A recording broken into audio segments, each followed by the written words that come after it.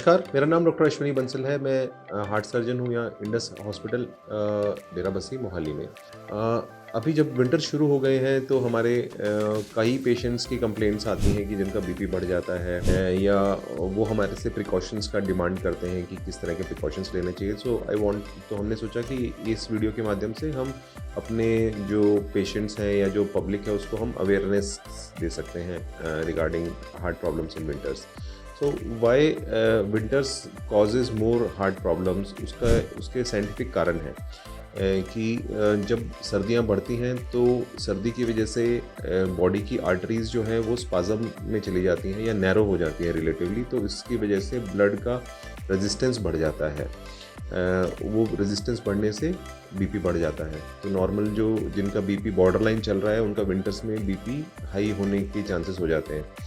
दूसरा इफ़ेक्ट क्या आता है कि विंटर्स में ब्लड के अंदर जो क्लॉटिंग फैक्टर्स हैं और फिब्रिनोजन है उनकी मात्रा बढ़ जाती है, जिसकी वजह से ब्लड में क्लॉट बनने के चांसेस इंक्रीज़ हो जाते हैं और हार्ट की प्रॉब्लम्स के इंसिडेंसेस बढ़ जाते हैं। ये दोनों चीज़ें हार्ट के लिए ऑक्सीजन डिमांड को बढ़ा देती हैं, आर्टरीज़ का नैरो होना और क्लॉटिंग बनना। तो इसके लिए हमें प्रिकॉशंस क्या लेने चाहिए? प्रिकॉशन के अंदर जो आपकी रेगुलर बीपी की दवाइयाँ हैं उनको आप प्रॉपरली लें और बीपी को मॉनिटर करें।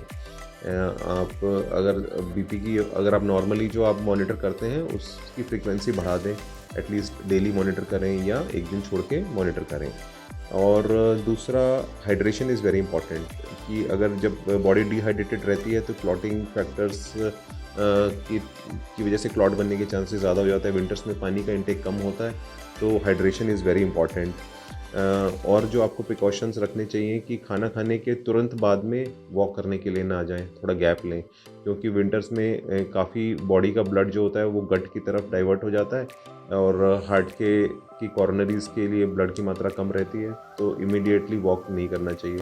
अर्ली मॉर्निंग टाइम पे वॉक अवॉइड करना चाहिए। थोड़ा सा जब मौसम थोड़ा गर्म हो तब करना चाहिए। अगर जा भी रहे हैं तो थोड़ा नाक को और मुंह को कवर करके रखें ताकि एकदम ठंडी हवा जो है वो लंग्स तक और हार्ट तक ना जाए।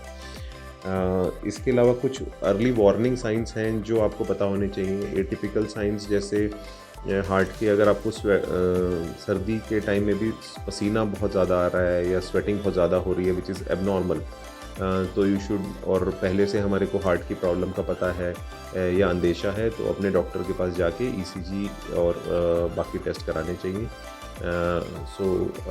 आई होप कि दिस वीडियो से आपके कुछ डाउट्स क्लियर होंगे।